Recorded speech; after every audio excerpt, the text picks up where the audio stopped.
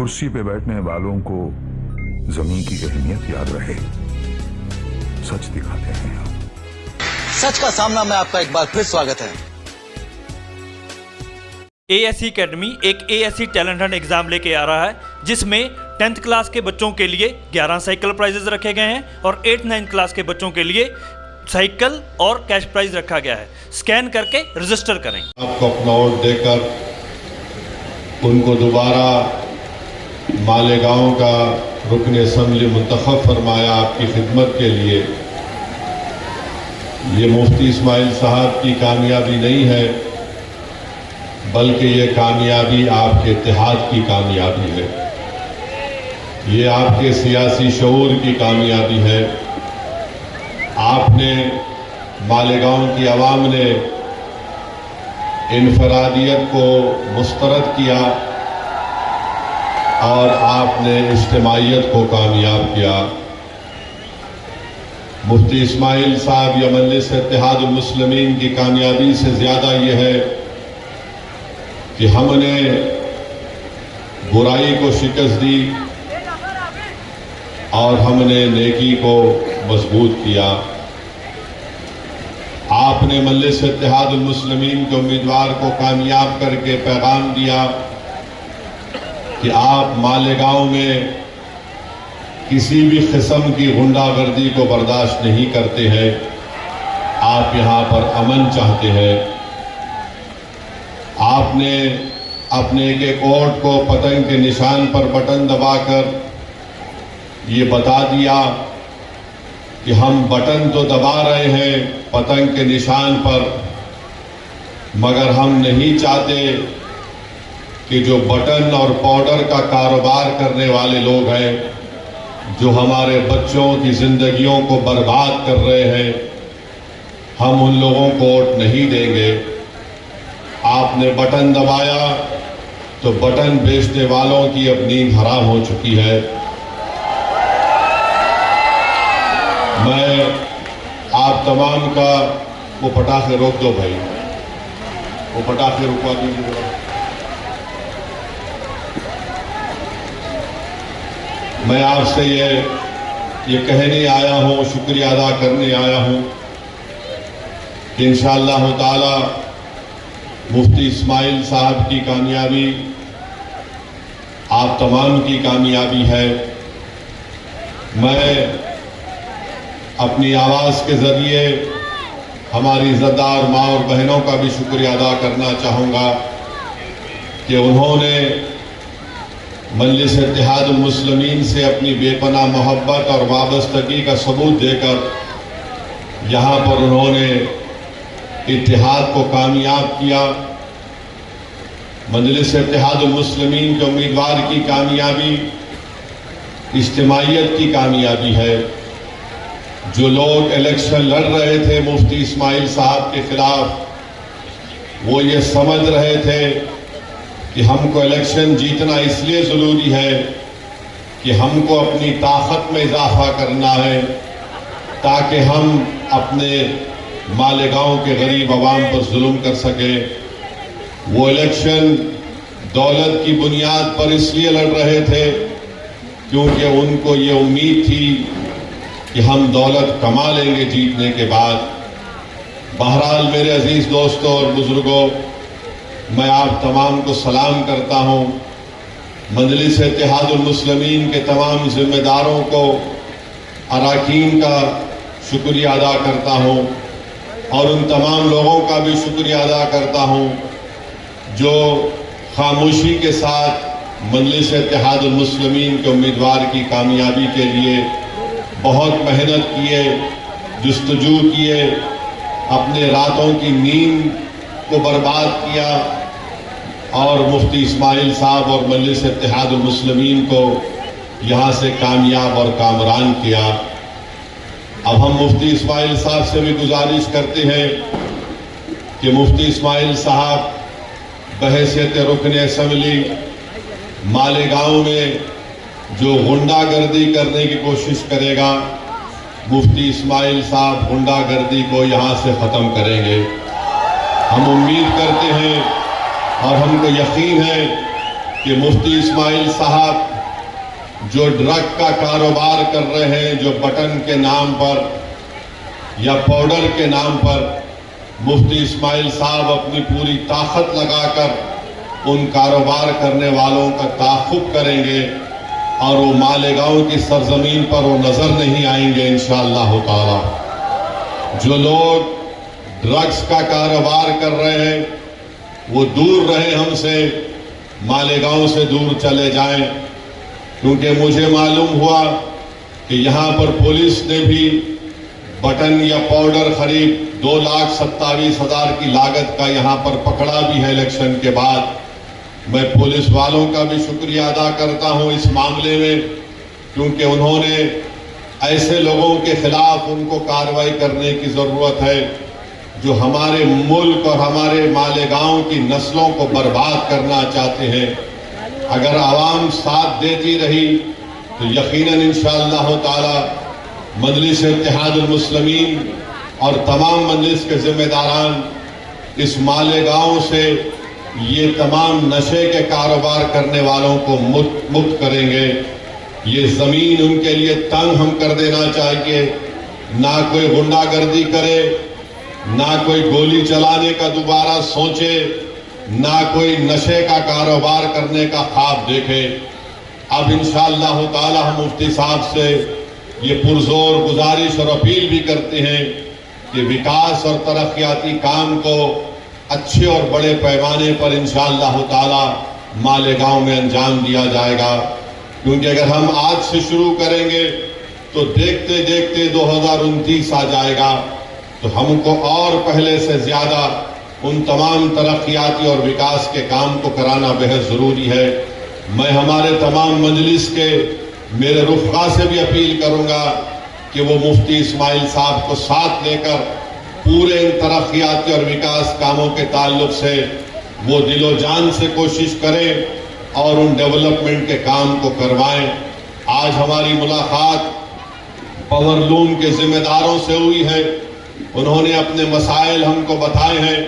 इंशाअल्लाह ताला मैंने उनको कहा है कि मैं दिल्ली जाकर पूरी कोशिश करूंगा कि किस तरीके से मरकजी हुकूमत से हम नुमाइंदगी करके पावर लूम के लोगों को जो सहूलतें मिलनी चाहिए उसके लिए मैं आवाज उठाऊंगा पार्लियामेंट में, और इंशाअल्लाह ताला हम मरकजी हुकूमत से नुमाइंदगी भी करेंगे। यहाँ पर जो जिम्मेदार हमसे मुलाकात किए उन्होंने बताया कि यहाँ पर MSEDCL, MDS मीटर और tender B1, B2, registrar, price stamping, UDCPR, GIS, CETP, ACB, BUMS, RTO और इस तरह की एक लिस्ट दी है जो यहाँ पर ज़ेर तकमील काम है। मुफ्ती इस्माइल साहब को भी उन्होंने वो मेजर दिया है। हम भी मुफ्ती इस्माइल साहब को तंग करते रहेंगे ताकि वो पूरी कोशिश करें। महाराष्ट्र में एक नई हुकूमत बनने जा रही है, हम महाराष्ट्र की नई हुकूमत से भी उनसे भी हम लोग मुतालबा करेंगे, नुमाइंदगी करेंगे कि मालेगांव में भी पूरे तरक्याती काम को अंजाम दिया जाए। मालेगांव में भी जो महाराष्ट्र के दूसरे इलाकों में अगर डेवलपमेंट और तरक्याती काम होती है तो मालेगांव में भी उसका हिस्सा होना चाहिए। मुझे यकीन है कि मुफ्ती इस्माइल साहब एक तजुर्बेकार रुकन असम्बली हैं, वो ज़रूर आपके मालेगांव के इंसाफ के लिए, मालेगांव की तरक्की के लिए पहले से ज़्यादा आपकी बार ऐवान असम्बली में जाकर यहाँ की आवाम की आवाज़ को और यहाँ की आवाम की ज़रूरियात की तकमील के लिए इंशाअल्लाह पूरी कोशिश करेंगे। जो लोग हमको वोट नहीं दिए मैं उनका भी शुक्रिया अदा करना चाहता हूँ, और हमारे लिए ये बहुत बड़ा एक मौका है कि जो हमको वोट नहीं दिए हम अपने अच्छे काम के जरिए उनको दिल को जीते, ताकि वो आइंदा 5 साल के बाद बड़ी तादाद में आकर मजलिस इत्तेहादुल मुस्लिमीन के हक में अपना वोट दे। जमहूरियत है, आप किसको वोट देना चाहते हैं नहीं देना चाहते हैं आपका इख्तियार है, मगर जो प्रोपेगेंडा यहाँ पर किया गया था, जो अज़बियत के मज़ाहरे यहाँ पर किए जा रहे थे, जो यहाँ पर एक नंगा नाच हो रहा था तशद्दुद का, गुंडागर्दी का, ड्रग्स के कारोबार का, मैं आपको सलाम करता हूं लाखों बार कि आपने उन तमाम ताकतों को मुस्तरद किया। और हमारी कोशिश ये होगी कि हम आपके भरोसे पर उतरें। इंशाअल्लाह ताला हम पूरी कोशिश करते रहेंगे कि आपकी जो तकलीफ है, आपके जो मसाइल हैं, आपके रुकन असम्बली मुफ्ती इस्माइल साहब और मजलिस के जिम्मेदारान ये पूरी कोशिश करके आपके मसाइल को हल करवाएंगे। मेरे अजीज दोस्तों और बुजुर्गों, मैं साथ ही साथ ये भी कहना ज़रूरी समझता हूँ कि मेरे छोटे भाई जनाब सैयद इम्तियाज़ जलील साहब, नासिर सिद्दीकी साहब को औरंगाबाद से कामयाबी नहीं मिली। आपको याद होगा कि मैं पुकार पुकार कर आपसे कह रहा था कि हमको हमेशा नुकसान अपनों से हुआ है, गैरों से नहीं हुआ है। आज औरंगाबाद में अगर चंद वोटों से इम्तियाज़ जलील साहब की कामयाबी नहीं हो सकी तो आप उठा कर देख लीजिए कि जो बीजेपी के इशारे पर इलेक्शन लड़ रहे थे, जिनको पूरी मदद दी गई थी बीजेपी की तरफ से, जिनका मकसद एक ही था कि महाराष्ट्र की विधानसभा में सैयद इम्तियाज़ जलील और नासिर सिद्दीकी ना जाएं, मगर औरंगाबाद की आवाम ने ये देख लिया कि कौन उनका हमदर्द है और कौन उनका दुश्मन है। जो चेहरे बहुत छुपे हुए थे, इलेक्शन ने उन तमाम चेहरों को औरंगाबाद की आवाम के सामने बेनकाब कर दिया। जो बड़े अपने आप को मुत्तकी और परहेजगार दिखाते थे, मगर उनके चेहरे मालूम हो गए कि कितने दागदार उनके चेहरे हैं, कि उन्होंने अपने ज़मीर को बीजेपी के चौखट पर उसको बेच दिया। ये कभी औरंगाबाद की आवाम भूल नहीं सकती। मुझे इस बात की तकलीफ है कि इम्तियाज़ जलील और नासिर सिद्दीकी की कामयाबी नहीं हो सकी, मगर इंशाअल्लाह ताला हम पुरुम्मीद हैं, मेहनत करेंगे औरंगाबाद में दोबारा, और इंशाअल्लाह ताला दोबारा वहाँ से मजलिस इत्तेहादुल मुस्लिमीन और इम्तियाज़ जलील को अल्लाह सुब्हानहू ताला नबी करीम सल्लल्लाहु अलैहि वसल्लम के सदक़े तुफ़ैल में इनको दोबारा वहाँ से रुकन असम्बली मुंतखब करके आवाम की नुमाइंदगी करने का मौका इनायत फरमाएगा। मगर आप जानते हैं कि यही इम्तियाज़ जलील थे, पार्लियामेंट का इलेक्शन 4 महीने पहले हारा, मगर जब नामूस रिसालत का मसला पैदा हुआ तो इम्तियाज़ जलील ने ये नहीं सोचा कि मैं अभी मेंबर ऑफ पार्लियामेंट नहीं हूँ। इम्तियाज़ जलील ने बहैसियत महाराष्ट्र के मजलिस इत्तेहादुल मुस्लिमीन के सदर के इस चीज़ को उठाया, और जो लोग रसूलुल्लाह सल्लल्लाहु अलैहि वसल्लम की शान में गुस्ताखी करना चाहते थे, इम्तियाज़ जलील ने एहतजाज, सदा एहतजाज को बुलंद किया और पूरे महाराष्ट्र की तारीख में एक पुरअमन एहतजाज निकाला गया। मैं शुक्रिया अदा करना चाहूँगा हमारे धूलिया के फारूक शाह साहब का। बेहतरीन इलेक्शन कैंपेन फारूक शाह साहब ने किया, बेहतरीन काम धूलिया के गली कूचों में जनाब फारूक शाह साहब ने किया। ये अल्लाह की क्या मर्जी थी, अल्लाह बेहतर जानता है। उनकी कामयाबी नहीं हो सकी। मुझे यकीन है कि फारूक शाह अपने घर में बैठने वाला नहीं है, वो निकल कर धूलिया की आवाम की खिदमत करते रहेंगे और इंशाअल्लाह ताला दोबारा वहाँ से मुंतखब होकर जाएंगे। मुझे अफसोस इस बात का है कि शोलापुर से फारूक शाब्दी पिछले 3 साल से मेहनत कर रहे थे। बहुत कुर्बानियां फारूक शाब्दी ने दी। उनके घर में उनके बेटे की तबीयत खराब हो गई, बहुत तबीयत इतनी ज्यादा खराब हो गई थी, उसके बावजूद भी फारूक शाब्दी कभी बम्बई में अपने बेटे के इलाज के लिए, तो जैसा तबीयत अच्छी होती दौड़कर शोलापुर को फारूक शाब्दी आ जाते। फिर एक ऐसा वक्त भी आया कि उनके वालिद की तबीयत इतनी खराब हो गई, मगर फारूक शाब्दी ने अपनी वालिद की भी खिदमत की और शोलापुर की आवाम की खिदमत की। मेरे अजीज दोस्तों और बुजुर्गों, हमको तकलीफ इस बात की है कि गोवंडी से हमारा कैंडिडेट अतीक जो पहली मरतबा इलेक्शन लड़ रहा था समाजवादी पार्टी के कैंडिडेट के खिलाफ, जो पिछले 5 साल पहले उनको शायद 30-35 हजार की मेजॉरिटी थी, एक नौजवान बच्चा अपनी जिंदगी का पहला इलेक्शन लड़ा और समाजवादी पार्टी के उनके लीडर को चने चबा दिए और उनकी मेजॉरिटी 10,000 तक लाकर कम कर दी। 10,000 से अतीक की कामयाबी नहीं हो सकी, मगर हमारे लिए खुशाइन बात है इंशाअल्लाह ताला हम इतने बड़ी तादाद में वोट हासिल की है। इससे एक पैगाम ये मिलता है कि महाराष्ट्र में मुसलमानों ने तय कर लिया है कि मजलिस इत्तेहादुल मुस्लिमीन ही हमारी सियासी आवाज बन सकती है। मैं शुक्रिया अदा करता हूं और इंशाअल्लाह ताला जो महाराष्ट्र के मुसलमान अपनी एक सियासी क़ियादत के लिए बेचैन है और प्यासा है, मजलिस इत्तेहादुल मुस्लिमीन इंशाअल्लाह ताला जरूर उनके ख्वाबों को पूरा करेगी। आपकी क़ियादत है और मजबूत होगी इंशाअल्लाह ताला। मैंने पहले भी किया और आज भी कह रहा हूं, महाराष्ट्र की सियासत में अगर कोई मुसलमानों का लीडर और कायद है तो उसका नाम सैयद इम्तियाज जलील और मुफ्ती इस्माइल है और इससे कोई इनकार नहीं कर सकता। हाँ, तुम इलेक्शन जीत के आए हो मगर क़यादत का तुम दावा नहीं कर सकते। क़यादत का दावा अगर कोई करेगा जिसके पीछे आज महाराष्ट्र के 11% मुसलमान खड़े हैं मजलिस इत्तेहादुल मुस्लिमीन के खिलाफ, वो इम्तियाज जलील और मुफ्ती इस्माइल साहब है। मैं आपसे अपील कर रहा हूं कि हमको अपनी जमात को और मजबूत करना है। डरने और घबराने की जरूरत नहीं है। जिस किसी की हुकूमत बनती है बनने दीजिए, मगर मुझे यकीन है कि मजलिस इत्तेहादुल मुस्लिमीन के रुकन असम्बली मुफ्ती इस्माइल साहब बेबाक तरीके से गरीब और मजलूम अवाम की आवाज को उठाएंगे और इंशाअल्लाह ताला आपके मसाइल को हल कराने की वो पूरी कोशिश करेंगे।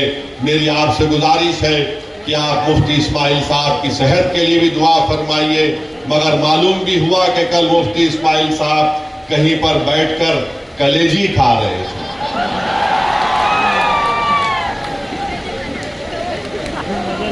अब ये कलेजी खा रहे थे तो किसी के गुर्दे में दर्द हो गया। यानी किसी का दिल रखने के लिए मुफ्ती साहब बोले ला दे दे, थोड़ा चख लिए, ने कलेजी खाए, अब कैसा तबीयत अच्छी हो गई।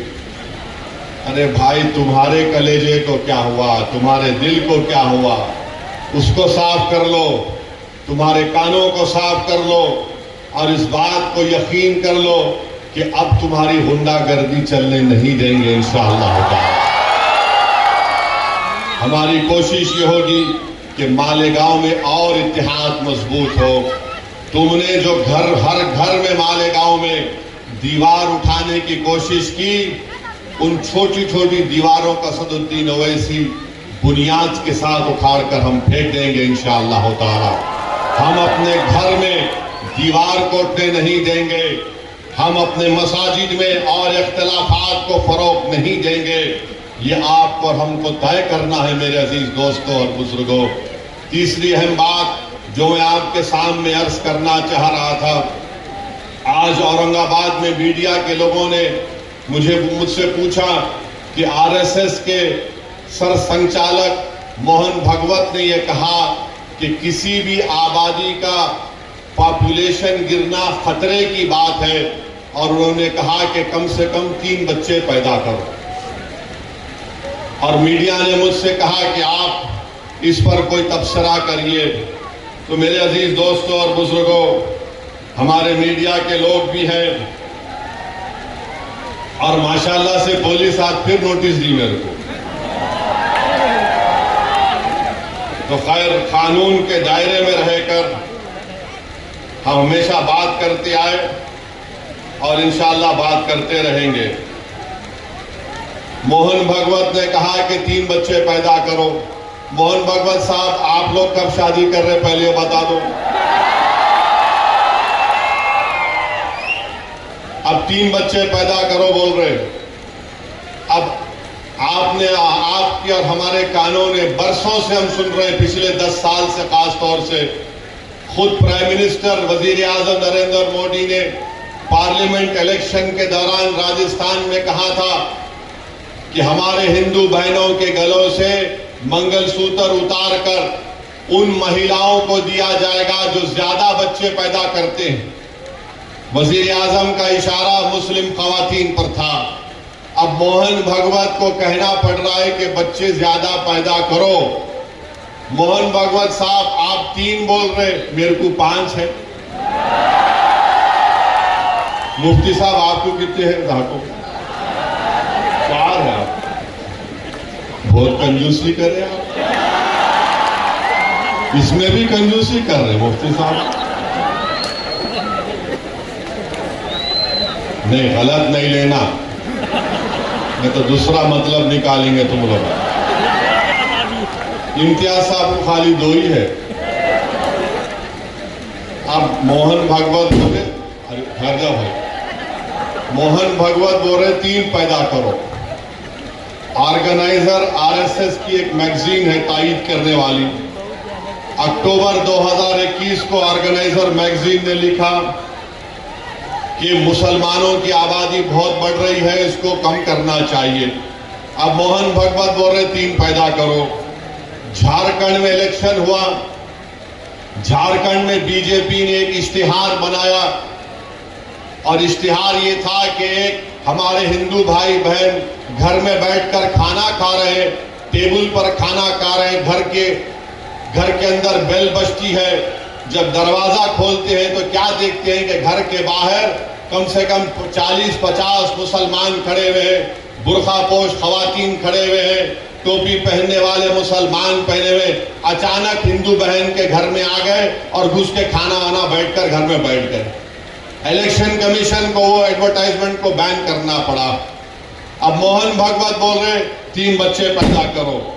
भाई वो पटाखे बंद कर दीजिए, तकरीर हो रही है, पटाखे मत फोड़िए वरना मैं बैठ जाता हूं। फिर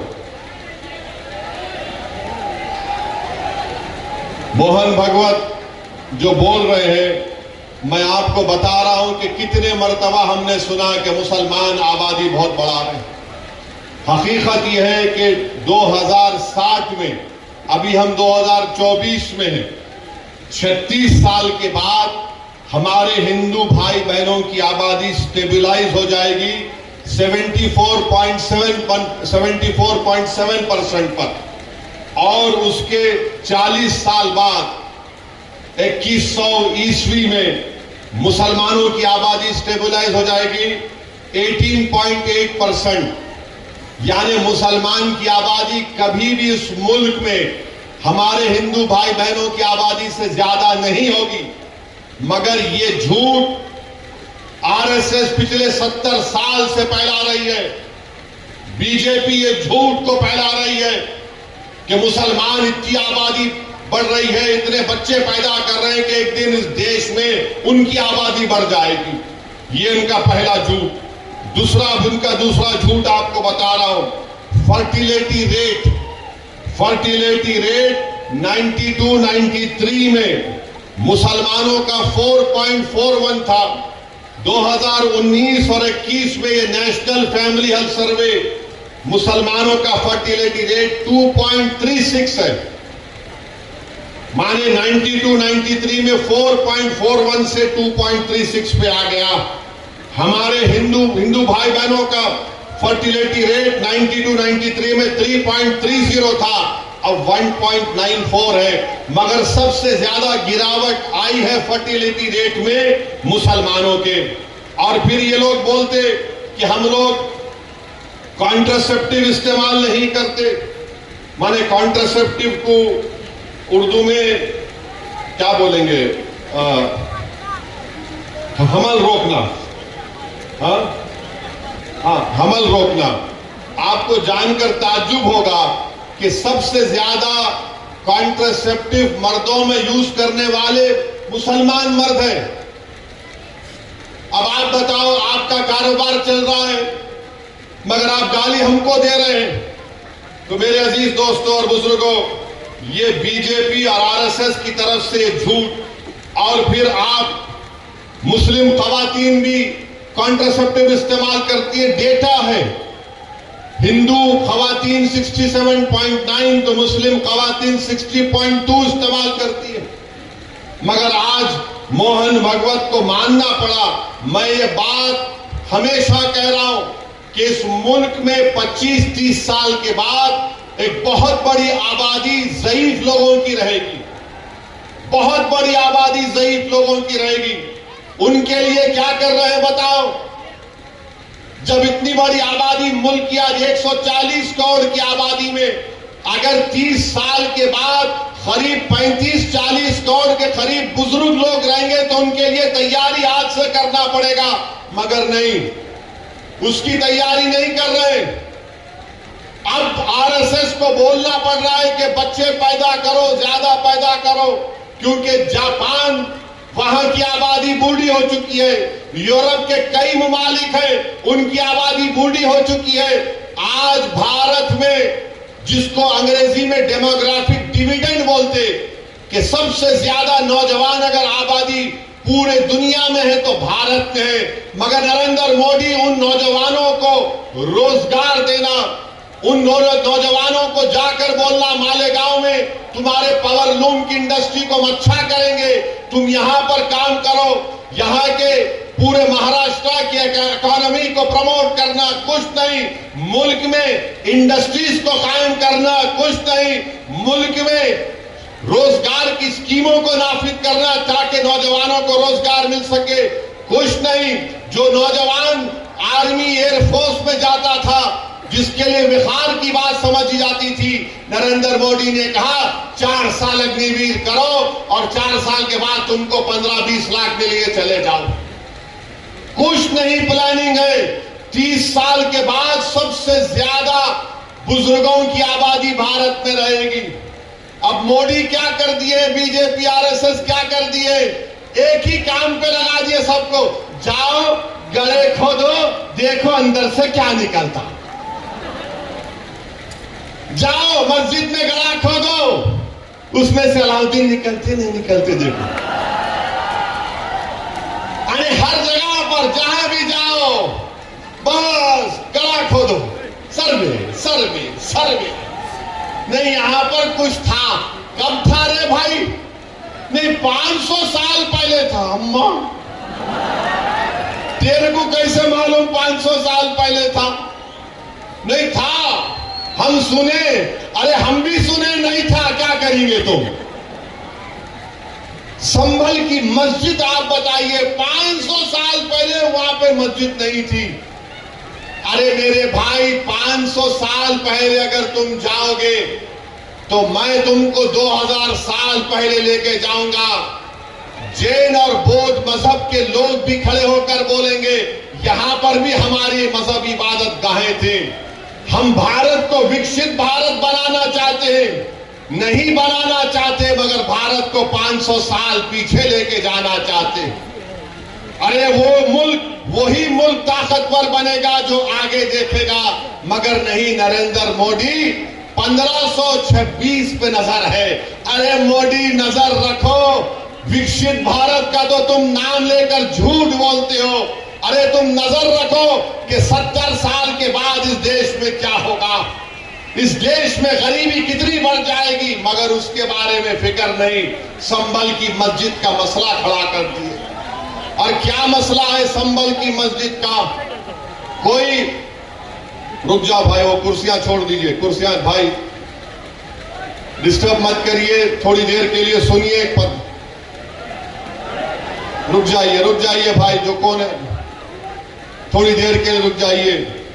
संभल की मस्जिद में जो लोग कोर्ट को गए, वो कोर्ट में ये बोलकर गए कि हमको मस्जिद के अंदर जाने का परमिशन मिले। अब आप बताइए, कोई हम किसी को रोकते, कोई मस्जिद में आना चाह रहा है तो आइए, आदाब को मलूज रखकर मस्जिद में आइए, मगर प्रेयर ये है, मुतालबा कोर्ट से कि अंदर आने का मौका मिले। और फाजिल जज साहब माशाल्लाह आर्डर दे दिए सर्वे का, माने कोर्ट मस्जिद, संभल की मस्जिद चंदोसी मस्जिद से 45 किलोमीटर दूर है। 1.5 घंटे में आर्डर लेकर आ गए और वहां पर पुलिस मौजूद है। शाम में 6 बजे सर्वे होता है, फिर उसके बाद इतवार के दिन सर्वे होता है, और फिर जब दूसरा सर्वे जिसका कोई कानूनी मौक़िफ़ नहीं है सर्वे हुआ तो फायरिंग हुई। फायरिंग में 5 लोग शहीद हो गए।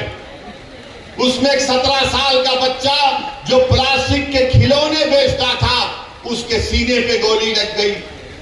5 के 5 को, 4 को सीने पे गोली लगी, 1 को पीठ पर गोली लगी। और मारने वाले बोलते हम नहीं मारे, कट्टे से मारे। अरे क्या कोई अजिन्नात आके गोली मार के चले गए? आप गोली चला रहे हैं, वीडियो है, और बोल रहे हैं कि नहीं हम नहीं चलाए, कट्टे से मारे। तुर्क और पठानों का झगड़ा था? नहीं था झगड़ा। तुर्क पठान का मस्जिद पे झगड़ा कभी था ना कभी रहेगा इंशाअल्लाह ताला। आप कह रहे हैं झगड़ा था, मगर 5 लोग शहीद हो गए, अपनी जानों को गंवा दिए। अगर वो लोग कोर्ट को नहीं जाते तो क्या ये 5 बच्चे मरते थे? क्या ये तशद्दुद होता था संभल में? मेरे भाई, आज आप देख रहे हैं ये संभल में हुआ और इल्जाम मुझ पर लगाया जाता है। असदुद्दीन ओवैसी तुम ये बोल रहे हैं, तुम वो बोल रहे हो। बार बार मुझे व्हाट्सएप के ऊपर कभी SMS के जरिए, कभी फुला के जरिए धमकी दी जाती है। अरे जालिमों, याद रखो, मैं मस्जिद बचाने के लिए, खानखाहों को बचाने के लिए, दरगाहों को बचाने के लिए, वक्फ की जायदाद को बचाने के लिए, जमहूरियत को बचाने के लिए, कानून की बालादस्ती के लिए, इंसाफ के लिए मैं एक बार नहीं 1000 मर्तबा मरने को तैयार हूं। तुम क्या करोगे बताओ? तुम समझ रहे कि हम खामोश बैठ जाएंगे?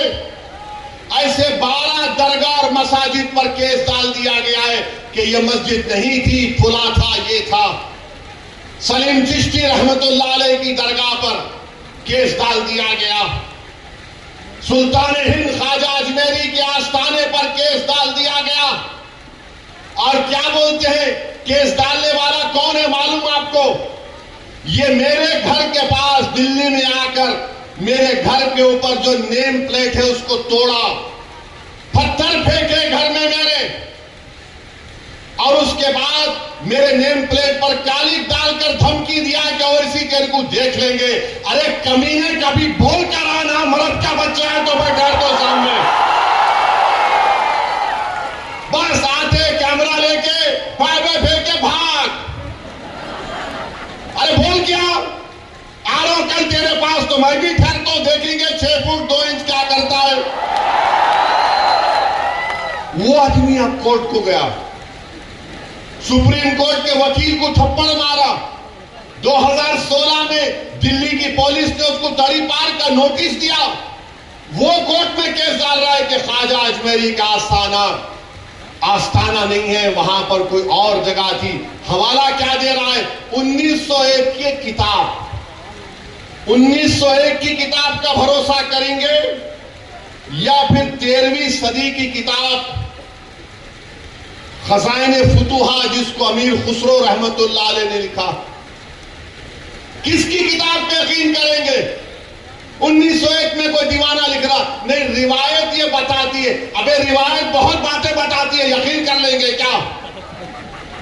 पार्लियामेंट ने कानून बनाया कि 15 अगस्त 47 को जो मस्जिद, मंदिर, गिरजाघर, गुरुद्वारा रहेगा वो सील है, बंद है, उस पर कोई छेड़खानी नहीं होगी, उसका कन्वर्जन नहीं होगा, उसका कैरेक्टर नहीं बदला जाएगा। मगर ये क्या हो रहा है? क्या हो रहा है हमारे मुल्क में? 800 साल की दरगाह ख्वाजा गरीब नवाज सुल्तान हिंद की।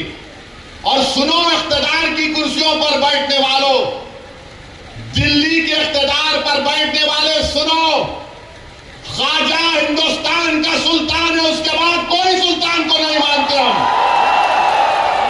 ख्वाजा के आस्थाने पर चले गए, गरीब नवाज के आस्थाने पर चले गए। अरे कौन सी किताब तुम्हारी? नहीं, वो फुला दीवार को ऐसा खिकोरे तो उसको ऐसा रंग निकाले तो छतरी निकलती।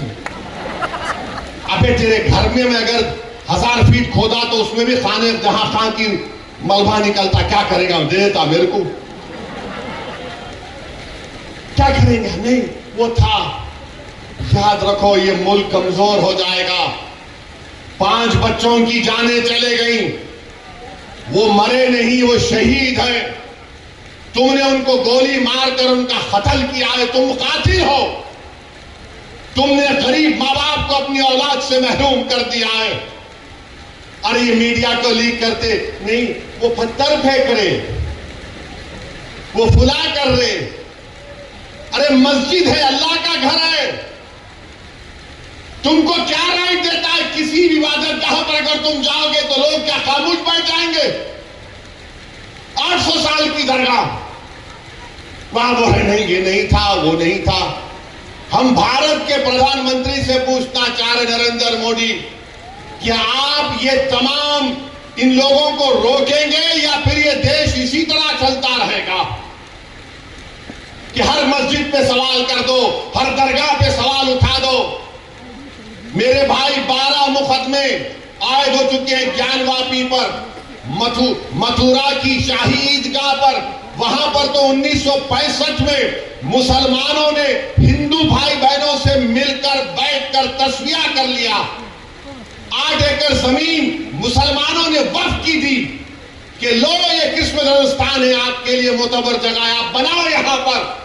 65 में सुन्नी वक्फ बोर्ड की इजाजत से एग्रीमेंट हो गया हिंदू मुसलमान में। 2023 में कोई आके बोला वो कौन हिंदू होते, वो पूरी जगह हमारी है। टीले वाली मस्जिद लखनऊ की, ऐसे 12-13 मुकामात हैं। सुप्रीम कोर्ट ने राम मंदिर के फैसले में कहा कि 91 का एक्ट भारत के संविधान का एक अटूट हिस्सा है। और फिर उसके बाद डीवाईसी चंद्रचूड़ सीजीआई थे, वो खामोश हो गए। और ऑब्जर्वेशन किया कि नहीं, सर्वे को असर्टेन करने में क्या बुरी बात है? अरे बुरी बात यह है कि सर्वे कोई एकेडमिक एक्सरसाइज नहीं है। सर्वे क्यों किया जा रहा है? ज्ञानवापी मस्जिद में वजू खाने तो सील हो गया। ज्ञानवापी मस्जिद के जुनूबी तरफ हमारे पास नहीं है, वक्फ की जायदाद नहीं है। वो क्या क्या करेंगे आप? और जब बाबरी मस्जिद का फैसला आया था, मैं पुकार कर कह रहा था ये गलत फैसला है, इसके बाद बहुत सी चीजें खुलेंगे। तो मेरे खिलाफ ये वही लोग हैं जो आज इस असेंबली के इलेक्शन में इनको वोट दो, उनको वोट दो ऐलान किए थे। वो लोग मुझे फोन करके बोले आप ऐसा क्यों बोल रहे हैं, आप एम्यूनेशन दे रहे हैं बीजेपी को। मैंने कहा हजरत दामन बरकाता हूं, जजमेंट आप पढ़ो, ये जजमेंट तमाम चीजों को खोल देगा। मुझसे कहा कि आप खामोश हो जाओ, ऐसी तुम मत बोलो। मैंने कहा मौत मेरे को खामोश कर सकती, जब तक अल्लाह जिंदा रखेगा मैं सच्चाई को बयान करूंगा और बयान करता रहूंगा। आज बोलो खामोश हो जाओ। मैं जब कह रहा था तो कोई बोले ये मत बोलो, इनको क्या है, ये भड़काऊ भाषण दे देते, इनको क्या है, इनको टीवी पे जाके बोलने का शौक है। आज क्या हुआ महाराष्ट्र के चुनाव में? क्या बीजेपी ने क्या कहा जा जाकर? आज हमारे पास करण जैसे, क्या नाम है, यूसुफ पुंजानी आकर तकरीर करके गए, मैं इलेक्शन जीतने का हार गया। उन्होंने कहा कि बीजेपी ने पूरे महाराष्ट्र में प्रचार कर दिया कि फतवा जीतेगा या भगवा जीतेगा। बताओ ये कौन है लोग? अरे आपको अगर इलेक्शन लड़ना है लड़ो, आगे बढ़ो। सिर्फ बैठकर ऐलान करने से नहीं होता, इलेक्शन लड़ो, मालूम होता आपको कैसे वोट हासिल करना पड़ता है। एक आलिम दीन मुफ्ती इस्माइल आपके सामने जो इलेक्शन लड़ रहा भी है, मिंबर रसूल पर आपको अच्छाई को बयान भी करता है और चुनाव भी लड़ता है। मगर यह क्या बात है कि इलेक्शन आएगा इनको वोट दो, उनको वोट दो। अरे आप लड़ो, आप नहीं लड़ सकते तो अपने दामाद को लाओ, चलो लड़ो। क्यों नहीं रोकते? नहीं, हम इनको बोलेंगे, उनको बोलेंगे। क्या हुआ? आपने बीजेपी को हैंडल दे दिया। यूसुफ पुंजानी कह रहा है कि बीजेपी गली गली जाकर ऐलान कर दी कि फतवा जीतेगा या भगवा जीतेगा। अरे जब सियासत नहीं आता करना तो मत करो, दुआ करो या हिकमत अमली से इख्तियार करो। नहीं, हमको सब चीज होना। देख लिए क्या हुआ? अब किधर है आप, किधर है नहीं मालूम। कहां है वो लोग जो औरंगाबाद में बोले थे इम्तियाज जलील को वोट मत दो? उस समाजवादी पेंडेंट को जो बोले थे चेहरा दिखाओ औरंगाबाद के आवाम के सामने तुम। अरे लिफाफों पे जिंदगी गुजारने वालों, शर्म से डूब पड़ो तुम। मेरे घर को आए थे, मेरे घर को आए थे हैदराबाद को, बगैर बोले मेरे घर को आए। मैं वक्त के बिल की मीटिंग में जा रहा था, पलट मेरा कार्ड फोन करा के साहब इतने लोग आए, मिला। घर पे आए तो मैंने कहा कि मेरा घर इतना बड़ा नहीं है, आप लोग 20 लोगों को ले लीजिए। 20 लोगों को बिठाया, वो बात करे, मैं बात करा, लेटर लिख के दिए इनको, टिकट दो, बोला मैं गौर करूंगा। फिर जाने से पहले मैंने अल्लाह के वली के अंग्रेजी कुरान का तर्जुमा जो तुर्की का छपा हुआ है, उसकी 4 कॉपियां जिम्मेदारों को दिया कि आप मेरे घर को आए, ये एक अल्लाह के वली की कुरान का तर्जुमा है। एक एक के हाथ में दिया तो औरंगाबाद जाके बोले हम घर को गए थे, हमारे को चाय तक नहीं पिलाए। अरे आप पहले से बोल देते तो नान खलिया खिला देता मैं आपको। मेरे को नहीं मालूम था कि तुम मेरे घर को खाना खाने आ रहे। अरे तुमको कुरान करीम दिया ना हाथ में, अल्लाह का कलाम तुम्हारे हाथ में दिया, तुमको उसका भी लिहाज नहीं है और तुम दावा करते हो कौम का। बहुत बोल सकता हूं, याद रखो मेरी जबान को लगाम नहीं है, तुम्हारा घर से निकलना महाल कर दूंगा मैं यहां पे। मेरे भाई इमाम शाफई मुफ्ती साहब बैठे हुए, इमाम शाफई रहमतुल्लाह अलैह का जमाना। एक दौलतमंद ने कहा कि अगर अल्लाह मेरे को बेटी देगा तो जब उसकी शादी करूंगा दीन और दुनिया की दौलत उसको दूंगा। जब बेटी की शादी का मौका आया, उलमाए किराम के पास गया। उलमाए किराम ने कहा कि नहीं, तू नहीं दे सकता, दीन और दुनिया की दौलत तो कैसे देगा, तेरी कसम गलत हो गई। इमाम शाफई के पास गए, इमाम शाफई बोले बहुत आसान है। इमाम शाफई रहमतुल्लाह अलैह ने कहा तेरी बेटी की शादी कब है? उसने कहा फुला दिन है। बोले मैं आ रहा हूं, चला जा। इमाम शाफई पहुंचे, इमाम शाफई रहमतुल्लाह अलैह ने कहा कि आसान है। वो बोला कि हज़रत शादी तो हो गई, क्या है बताओ। बोले कुरान अपनी बेटी को दे दे, दीन और दुनिया की दौलत उसको दे चुका है। मैं उनको दिया, 4 कुरान दिया उनको और बोल के दिया कि आप मेरे घर को आए, मुझे पता नहीं है, मैं वकीलों की मीटिंग में जा रहा था, पलट कर आया आपके लिए, ये कुरान करीम का तोहफा आपको दे रहा हूं। अरे तुमको ओवैसी से, मजलिस से नफरत है, मगर कुरान करीम की तो अजमत का तुम लिहाज रख लेते। मैं ये बात इलेक्शन में बोल सकता था मगर खामोश बैठे रहा, मगर आज मजबूरन बोलना पड़ रहा है। याद रखो तुम लोग जो काम कर रहे हो ना, तुम महाराष्ट्र के मुसलमानों को ना सिर्फ कमजोर कर रहे हो बल्कि तुम उनकी आवाज का गला घोंट रहे हो। अरे तुम इलेक्शन लड़ो, तुम्हारी तायीद करने को तैयार। कब तक तुम ये सियासत करोगे कि उन्हें बोल दिया, इन्हें बोल दिया? जिसको तायीद किए औरंगाबाद में वो खाली 5000 वोट लिया, 5000 वोट लिया। नासिर के खिलाफ कितने वोट लिया उन्होंने? 10,000 वोट लिया और नासिर हारे 8,000 वोट से।